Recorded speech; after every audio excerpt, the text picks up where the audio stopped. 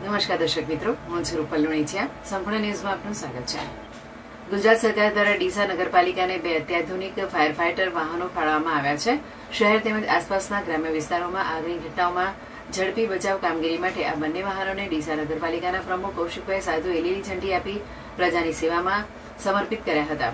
ફાળવાયેલા વાહનોમાં એક mini fire fighter છે, જે ખાસ કરીને કોટ વિસ્તાર અને સાંકડી ગલીઓમાં સરળતાથી પહોંચી શકે તે રીતે તૈયાર કરવામાં આવ્યું છે, જેમાં 200 મીટર લાંબી પાણીની પાઇપલાઇન હોવાથી મોટા વાહનો ન પહોંચી શકે તેવા વિસ્તારોમાં પણ આગ પર ઝડપથી કાબુ મેળવી શકાય છે.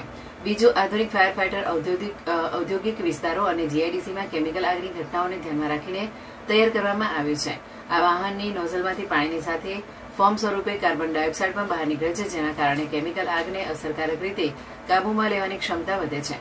નગરપાલિકા પ્રમુખ કૌશિકભાઈ સાધુએ જણાવ્યું હતું કે આ નવા વાહનો મળવાથી ડીસા અને આસપાસના વિસ્તારોમાં આગની ગંભીર ઘટનાઓ સમયે ફાયર વિભાગ વધુ સક્ષમ બનશે અને જાનમાલના નુકસાનને ઘટાડવામાં મદદ મળશે.